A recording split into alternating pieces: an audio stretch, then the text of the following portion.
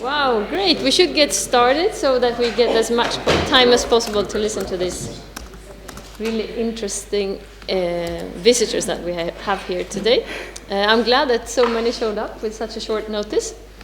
And I'm really delighted that John and Hunter are here today. I just want to give you a short background of who they are. They are in Sweden.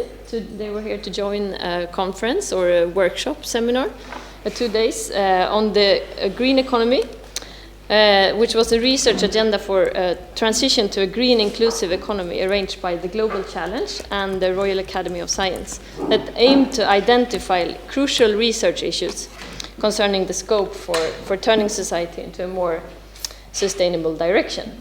So that's what they have been doing, 2 days. And so we thought that we should take the opportunity to invite them here and also give their perspectives to all of you. So first, we're going to hear Hunter Lovins present to us. She's the president and the founder of the Natural Capitalism Solutions.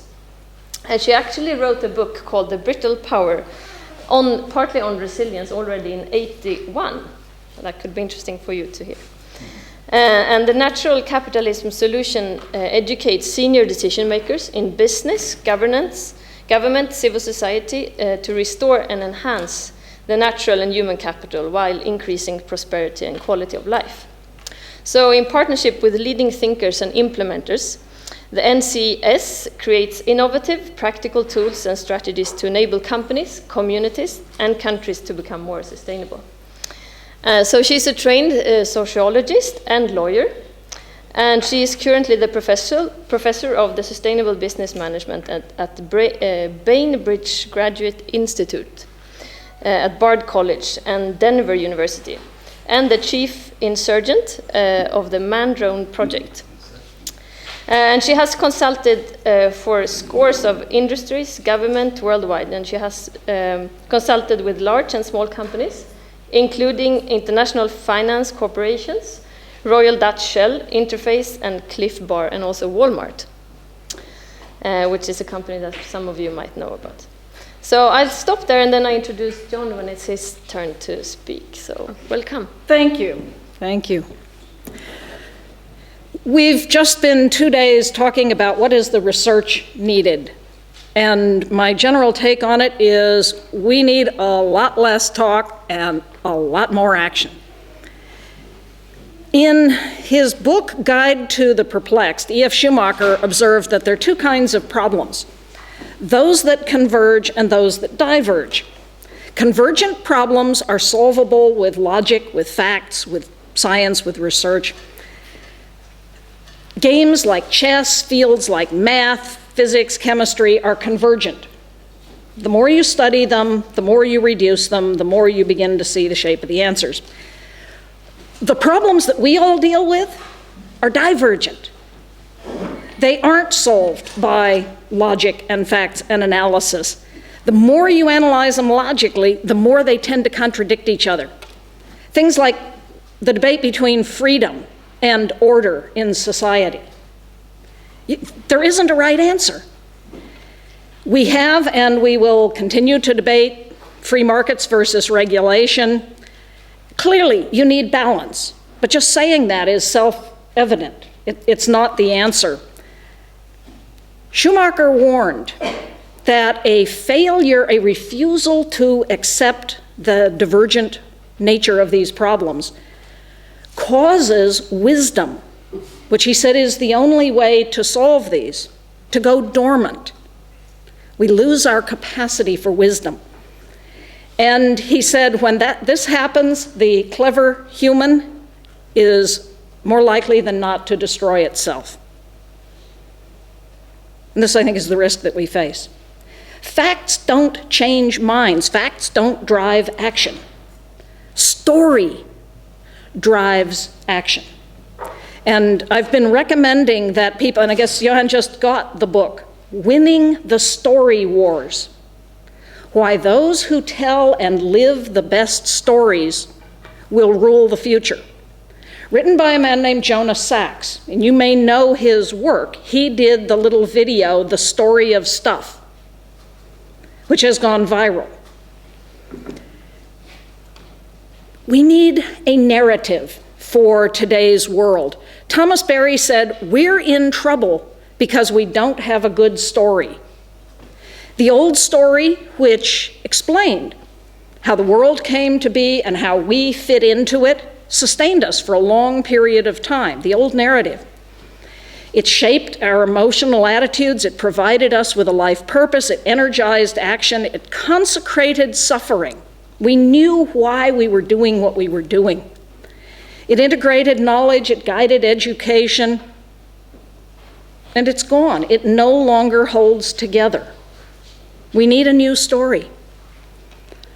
People the world around are hungry for this story. And you will see when political movements pop up and there's a charismatic leader telling a good story, people flock to them until they realize it's not really a story. It doesn't hold together. And in the book, The Story Wars, Sachs walks through what have been the elements of story throughout human history. A hero, a mentor, a challenge, and usually it's a reluctant hero. The hero doesn't want to be a hero, but they get called to take on this challenge. And there are threats, and there are gifts, and the gift helps the hero figure it out. These are the basic elements of myth. And Johan and I were talking about what is the new narrative. And I think one of the things that you guys have the opportunity to do is to shape a narrative for the world today that's not about green, that's not about no growth, that's not even about sustainability. Imagine, if you will, muck. And rising up out of the muck is a ladder. The muck is where we are. It's everything that's wrong today. It's people that are hungry. It's systems that don't work. It's the environmental crisis. It's climate. It's all of the challenges facing us. And it's big and it's scary. The bottom rungs of this ladder are the people who are the people who are trying to stop the worst of the excesses. And maybe above that are people trying to bring human rights. Again, defend against the destruction of dignity, trying to feed people. Green buildings. These are buildings that work better, use fewer resources, a lot of the realm of efficiency. Somewhere in there is all of the corporate social responsibility, the standards, the metrics, the IIRC, the GRI, the CDP, the whole alphabet soup of all of these agencies and efforts to do things differently. All of this in service to getting to sustainability. But that's only halfway there. That's getting back to neutral, to a world that can endure. Where are we going? Yogi Berra, the great American philosopher, said, if you don't know where you're going to get somewhere else. Where are we going? This is, I think, the narrative that we need. We know a lot about the problem. Since 2000, electricity costs are up 50%, oil's up 500%. Water. California, the world's 7th largest economy, has 2 months of water. Pakistan has 1 month, and nuclear-tipped missiles. The financial collapse. We lost $50 trillion and 80 million jobs gone. I was with a number of Fortune 100 CEOs up in Seattle at a World Business Council for Sustainable Development scenario planning exercise that resulted in the Vision 2050. The day that Lehman Brothers went down. It was an interesting experience. These guys were deer in the headlights. They could not believe this was happening. And they'd come into the workshop and we'd talk about 2050, and then they'd run out and check their BlackBerries. And then they'd come back in just looking stunned. And it's going to happen again. We all know that. All the dynamics are still there. We're going to have another financial collapse. In the 80s, we had $1 billion storm a year. In the 90s, 2. In the aughts, 5 per year. Last year, $41 billion storms. These impacts are coming at us. And you can go on and on about, okay, we're all going to die. The irony of it is, fixing these problems is better business. I gave Johan a copy of one of my latest books, The Way Out, Kickstarting Capitalism to Save Our Economic Ass. And it says, assume climate change is a hoax. Don't go to the casino on the odds of that being true. But if all you are is a profit-maximizing capitalist, you'll do exactly what you'd do if you were scared to death about climate change, because we know how to solve these problems at a profit. So if it's a hoax, we'll make a lot of money. If it's real, we'll make a lot of money. Either way, let's go. In that sense, the science just became bar talk. Let's go as far as we can, solving the problems at a profit. When we hit up against problems we can't solve with a business case, then we can get into the difficult arguments. There are now 53 separate studies from those wild-eyed environmentalists at Goldman Sachs and McKinsey and A.T. Kearney and Deloitte and all the big management consulting houses, showing that the companies that are the leaders in environment, social, and good governance policy have, take your pick, 25% higher stock value, fastest growing stock value, well protected from value erosion, even in a down economy. It's better business, which is why companies like Unilever, like Walmart, like Royal Dutch Shell hire me to come and work with them. And we were talking about, do they want peer-reviewed literature? No, they want to know if it works. If I can show them they can make more money, let's go. Solutions at the speed of business. So most of the work that I do is in that, but it leaves unanswered this question of where are we going. I wrote a little book called Natural Capitalism that laid out a set of principles of what we believe it will take to get to sustainability. And it's an arc of action. Use resources dramatically more productively because it's profitable today, and because doing that pushes off the worst of the scary problems. It buys time. Second, redesign how we make and deliver everything, using approaches like Walter Stahel's circular economy, cradle to cradle, biomimicry. We were just with Walter.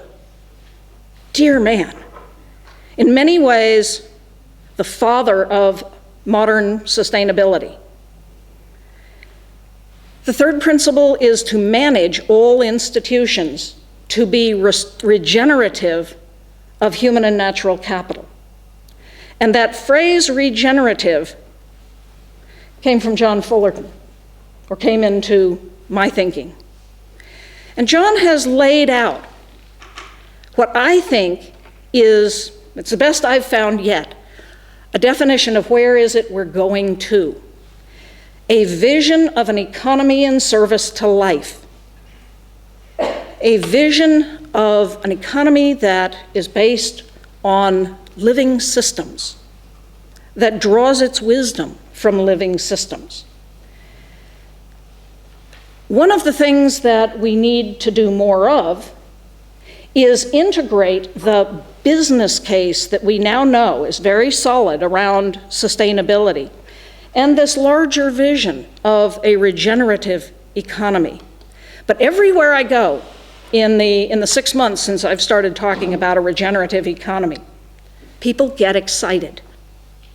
It's a vision that they can believe in, that they can work for. And I think it is the framing of this new narrative. And rather than talk any more about John's work, since he's sitting here, I'm going to shut up and let John tell you what a regenerative economy is and some of the other challenges that we're facing.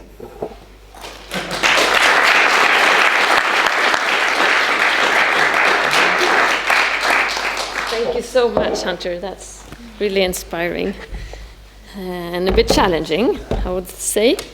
So welcome here, John Fullerton.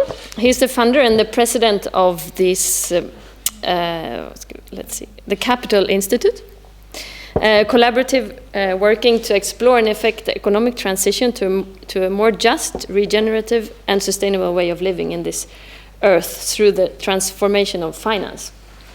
So through the work of Capital Institute, regular public speaking engagements and university lectures, John has become a recognized thought leader in the new economy space generally, and the financial system transformation challenge in particular.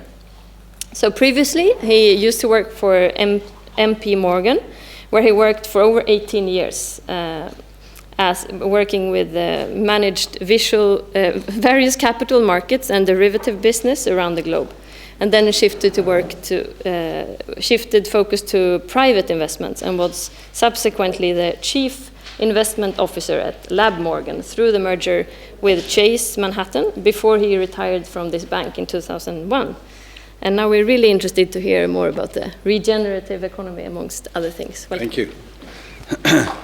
So it's really a privilege to be here. There's a certain irony in an American banker coming to the Stockholm Resiliency Center to give a talk about regeneration. So I want to put that out there and note it with care. But it's really a privilege to be here. I say this in all seriousness. Your work has been very much at the heart of my re-education, and I'm really appreciative of that and salute you all for that, and particularly for the one picture. That picture says 1,000 words. So what I wanted to talk about is first some comments on the financial system perspective on the resiliency, sustainability, regeneration challenge. That's something I know a lot about, and there aren't a lot of people coming from the financial sector that are doing, in my opinion, the deep thinking that we need to do. And then I'll try to lay out this idea of regeneration, and I throw it out as a thought experiment, very much a work in progress, and I'm sure that each and every one of you in this room can offer some helpful criticisms of it, so I look forward to that. First of all, Wall Street should not be looked at as, a monolithic thing with one problem that caused the world to crash however many, 4 years ago. It has at least 4 problems that I want to articulate. One is the problem that you're all aware of, the sort of arrogance and ignorance and greed of the trading culture that's come to dominate Wall Street, which within its own terms failed quite miserably. And unfortunately, the extent of that failure has drawn all of the resources, intellectual resources, public sector resources, into trying to figure out why that happened and what we can do to make sure that doesn't happen again. So that's been a huge drain on what I would call the first responders'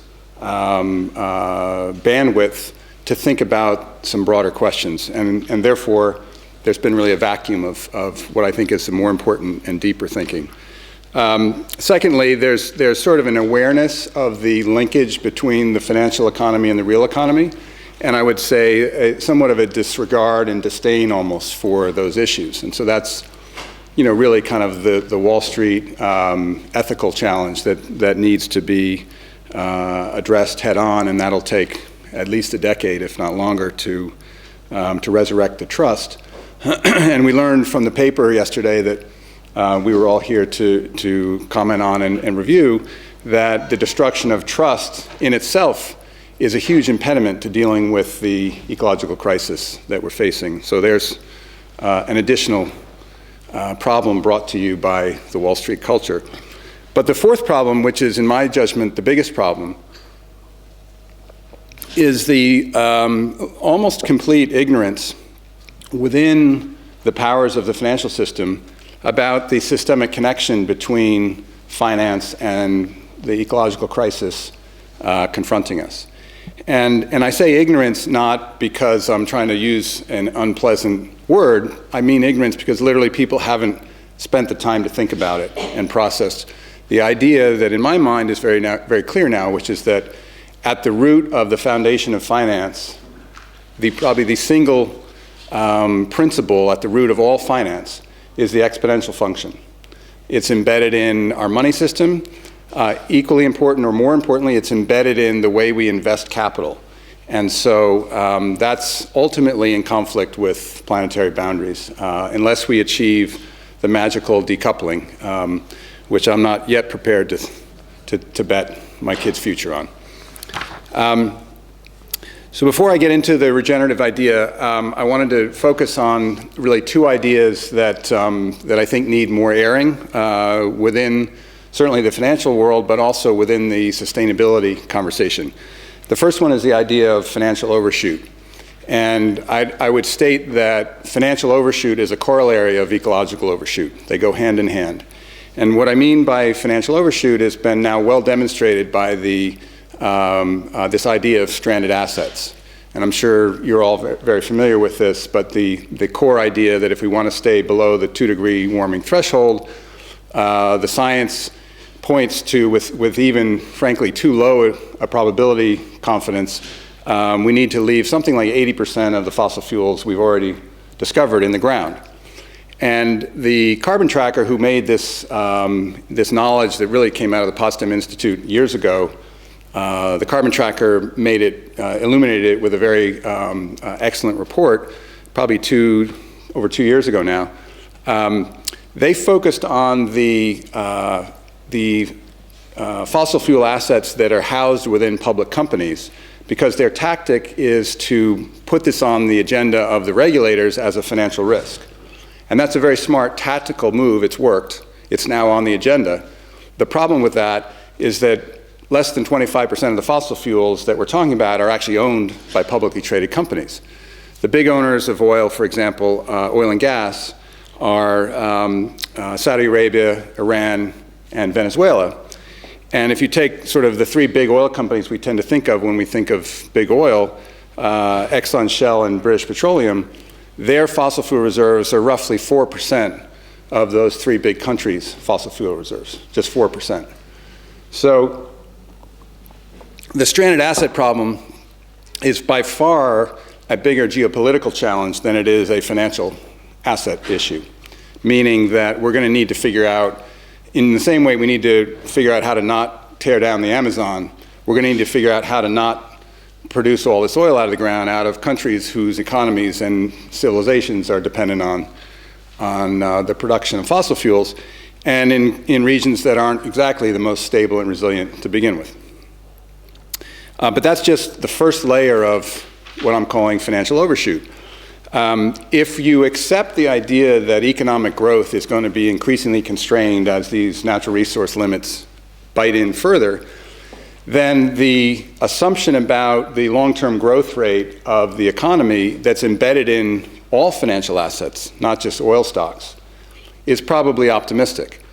And if I'm right that the financial markets and financial people aren't really taking seriously planetary boundaries, then it's reasonable to assume that the valuation of the stock markets have not factored in or discounted the risks that we're going to need to impose restrictions. And what happens when you wake up in the morning and the news is that the growth rate this quarter is slower than the market thought it was? Stocks go down. To give you a sense of the scale of this, the Japanese stock market is now sitting at roughly 25% of the value it was at the peak 25 years ago. So 25 years of essentially a no-growth economy meant that the stock market valuation dropped by 3/4. Now maybe it dropped from a ridiculously inflated level, so maybe that's a half, an adjustment by half is probably a more normalized case. But that's that's one example of what happens when an economy goes from an expectation of growth to an expectation of, quote, steady state. The stock market drops in half.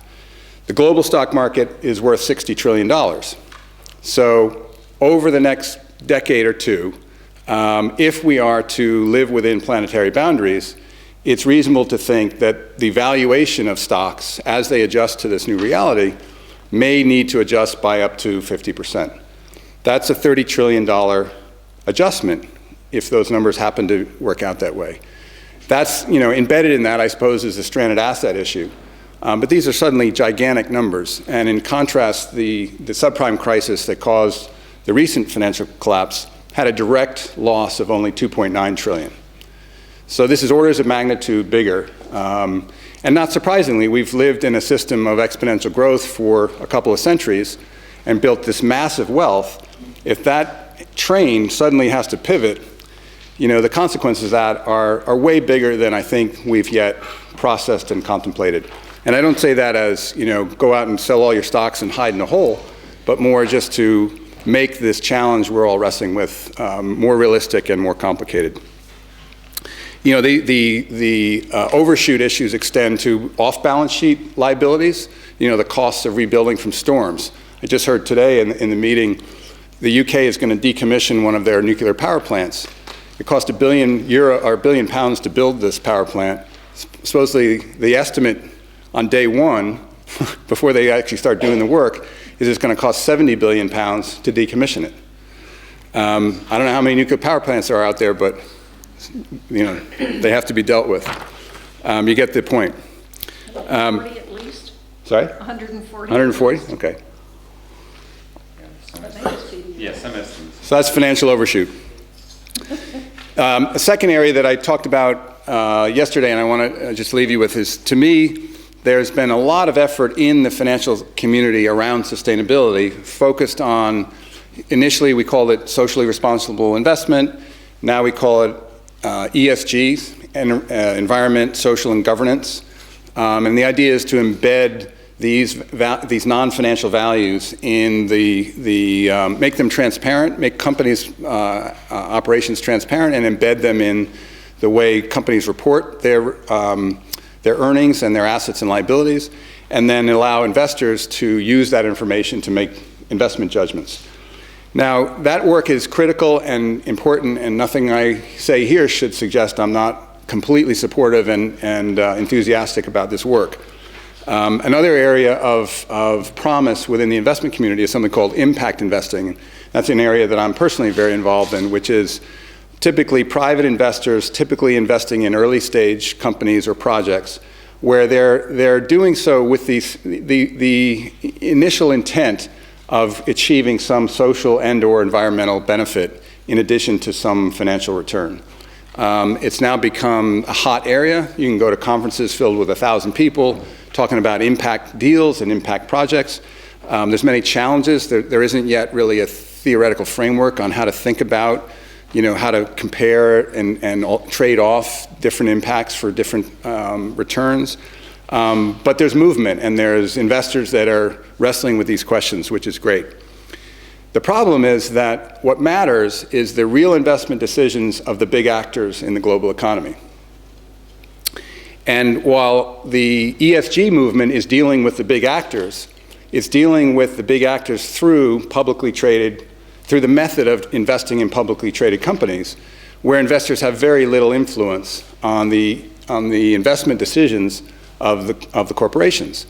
And furthermore, we're stuck in this short-term trading mentality. So even if they did have the will to try to influence the boards of directors that determine the course of these companies, they're really financial speculators. What they do for a living is invest in a stock at a price with the view that in the future the price will be higher.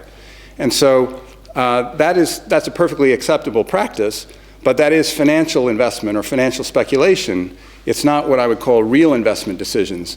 That is the decision that Exxon makes when it decides to drill in Alaska or to drill in the Arctic or not. Or it's the decision that we build the pipeline to the tar sands. That's a real investment decision. And financial investors have very little impact on that. And the divestment movement, which I'm very involved in, is really more about raising awareness to these issues than it is changing the behavior of corporate investment decisions.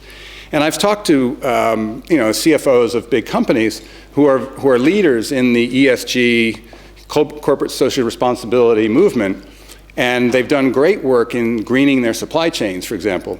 But when it comes to their capital investments, they fall back on their traditional metrics, which is an IRR, internal rate of return. If it doesn't meet the hurdle rate, we don't do it. If it does meet the hurdle rate and it fits our business model, we do it. We invest our capital to grow our earnings. So the point is we need to shift the focus away from the public market area alone and put that pressure directly on the corporate investment decision-making process itself, the CapEx budget of really the largest 1,000 corporations. Harvard Business School did a study that showed that 1,000 companies represent half the total global market cap of all 60,000 public companies. So there's a lot of, we can focus on 1,000 companies and capture the essence of the CapEx decisions that really matter to all of our future. And the second place is the corporate decision-making, the state capital investment decisions. I just learned yesterday that Anders led a study here in Sweden about government procurement. And we don't even use the same language. When it's government CapEx or consumption, we call it procurement, as if that's something different. Well, governments consume and governments do capital investment. And the capital investment decisions of governments and large corporations, I would submit, are the highway to and the steering wheel to the sustainable future we need. Because once these investments are made, we're in this sort of technology lock-in. You get the rebound effect of all the people that made the decision wanting to make sure that looks like it was a good decision in hindsight. We spend money in advertising to make sure we demand the cars or the trucks that the corporate investment decision was designed to produce. And so you have a self-sustaining feedback loop. So point is, let's focus on these real investment decisions. One estimate is that big corporations, the big 1,000 corporations probably spend $2 trillion a year of real CapEx investment. If you add the big government CapEx decisions to that, it's probably another $1 trillion. And that's where I think we need to focus more effort. By the way, that's before we green the energy infrastructure and rebuild the water infrastructure, which each are multi-tens of trillions of dollars of investment requirements. So we have massive investment requirements to do. We're making massive amounts of investments that have no real sustainability, guide around them. And ultimately, I think to make the shift on the scale and order of magnitude we're talking about will require a significantly greater intervention by the public sector on behalf of the public. And that's coming from someone who's not a real confident believer in how government can handle these things. That's a challenge. So, those are my ideas on the financial sector and finance in its place in the sustainability challenge that we're all facing. And now I want to shift to this idea of regenerative economy. And I have one real agenda here, and that is that you'll walk away and rename this the Stockholm Regenerative Center. But in all seriousness, yeah, not in one talk. I stumbled on this idea of regeneration through the architecture field. The people involved in the green building movement and been in it from the beginning have evolved up this ladder from business as usual to green buildings to platinum LEED green buildings with the idea of making buildings more sustainable. And then they tapped into this idea of moving beyond sustainability to restoration and ultimately regeneration. And maybe the way to think about regeneration is, you all know what that means from an ecological sense. But to me, it struck a chord because it's the difference between, as each of us as a human being, when you sort of find your purpose, it just shifts, right? And you kind of click into a different space, and you're tapping into the essence of who you are as a person. And this idea of regeneration in natural systems is, to me, that same kind of essence of how natural systems are sustainable. So natural systems are sustainable not because God or whoever determined that natural systems shall be sustainable. Sustainability is sort of an outcome of this regenerative process. And so I've been wrestling with this to try to apply biomimicry, but biomimicry kind of doesn't include the human element. So we need to not just mimic nature in the material goods and products we create, but we need to add the human dimension to this, since this is ultimately a human economy. And I've been wrestling with how this idea of regeneration that now is working in the built environment. I mean, you can go see a building that was built and actually is regenerative of the natural environment and the social community that it exists in. And I can show you those projects. So I had the idea, well, that's different than trying to get out of the muck and become less bad and get to some sort of sustainable thing. That's sort of a fundamental different way to think about the built environment. And so I'm trying to apply that idea and the work of, I know Alan Savory came here, holistic decision making, leads you down this path of getting to a regenerative outcome. Obviously, in that case, regenerative of land, but also of the ecosystems and the social communities that live on that land. So that's another model that's in the back of my mind. Really, this requires two very profound shifts. And I would even suggest that we can have not only a regenerative economy, but regenerative capitalism. But that requires two big shifts. One is an expanded understanding of what we mean by capital. And I don't need to talk to you all about natural capital and social capital. There's a group of permaculture people that, independent of me, went off and thought that what the world needs is regenerative enterprise and regenerative investment. And they put together a little booklet. And when I was at a conference, the guy walked up to me and handed me his book after I started talking about regenerative economy. So this idea is bubbling up in lots of places, and it was encouraging to me that it came out of a permaculture community. And so they identified 8 forms of capital. And as you all know, in nature, you don't optimize one thing, you balance or you harmonize multiple things. So I think the essence of regenerative capitalism is shifting away from optimizing shareholder value or financial returns, which is what our current system does, and holding in balance these multiple forms of capital. What Alan Savory and his team, and I'm involved in a business that we built together with Savory Institute to manage land holistically. And Jim Howell, who's our CEO, he always says, they go in and then they work on essentially the thing that's working least well. All of these forms of capital need to be healthy in order for the system to be healthy. And that's very different than in conventional business. You figure out what's working and you do more of that, and then you sort of ignore the stuff that doesn't work.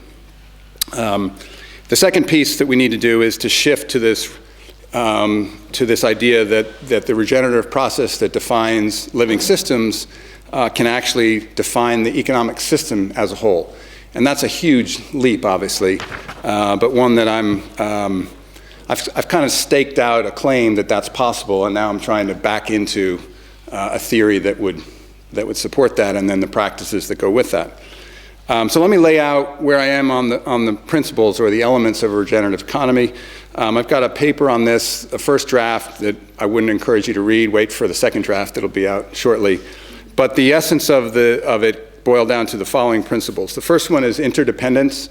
The idea of one system embeddedness, you all know that. But that applies at a planetary scale as much as at an individual scale. So this idea of relationship. In nature is in relationship with itself. And one of the problems of finance is that the pursuit of efficiency meant that we broke apart the relationships that exist. So securitizing mortgages was super efficient, but it meant that we have no idea who our bank is and who's holding our mortgage. And guess what happens when there's a problem? It's impossible to unwind the problem. So this one system, everything's connected to everything. In a spiritual sense, oneness is the first element of a regenerative economy. The second one, and this is really important, this is what distinguishes the difference between a human economy and nature, is it turns out that the Sanskrit, it's written in Sanskrit that the word entrepreneur means to create anew, and it's according to Sanskrit legend, it's innately human to be entrepreneurial. And the French sort of stole the word and applied it to business. So we now think of entrepreneurs as, business entrepreneurs, tech entrepreneurs. But Mother Teresa is an entrepreneur. And again, this gets to the kind of getting to the essence of what it means to be human, is to tap into your own creativity, whether that's drawing or being Mother Teresa or working in the Resiliency Institute. we need to tap into that exists in every human being. So this is not a top-down, smart people will tell the world how the economy needs to work. This is much more, let's tap into this innate entrepreneurialism that exists in every person, and it's a much more exciting and inclusive idea. And obviously, innovation is at the center of our pathway out of this problem. So while innovation isn't the only piece, it's obviously central to what we're up against. The circular economy now has become fashionable, which is great.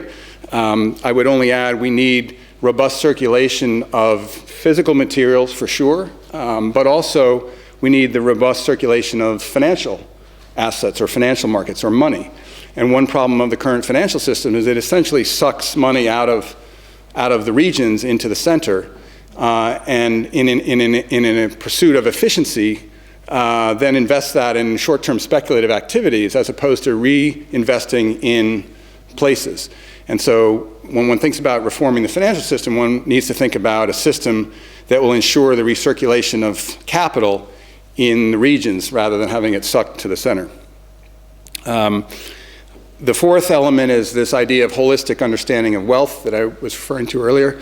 This one's really hard, really soft and fuzzy, but I can tell you from my own experience of investing with the Savory Institute and other projects, we've managed to get around the idea of being locked on what's my financial return going to be and hold multiple forms of wealth creation and whatnot at the same time intentionally. And the results are magical. We were sitting by the river on a ranch that we've acquired to work with holistic management, and had the investors sitting around, there's just a few of us, talking about why we're doing this and what's important to us.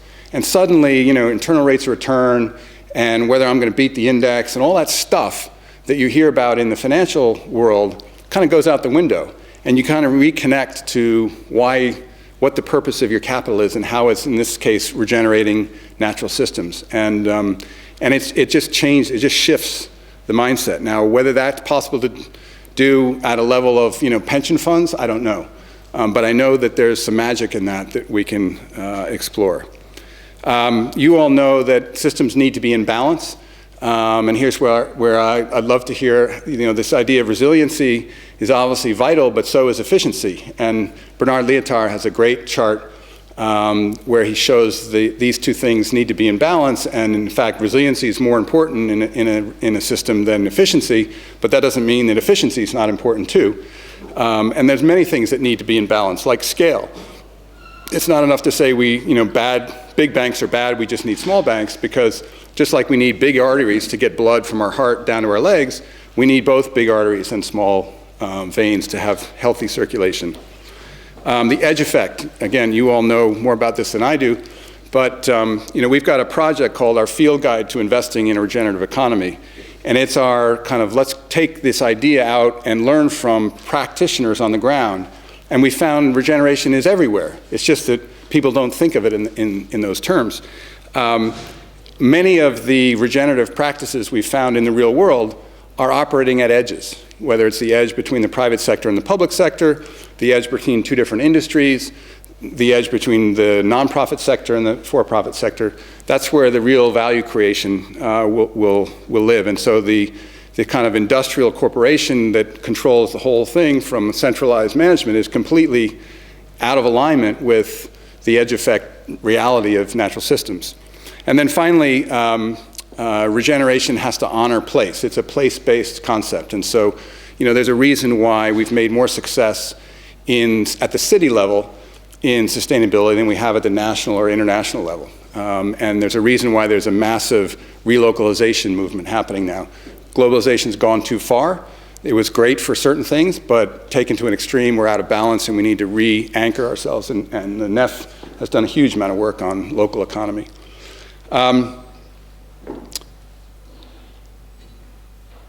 So, that's a lot, and I just I'll cut it off there. I think,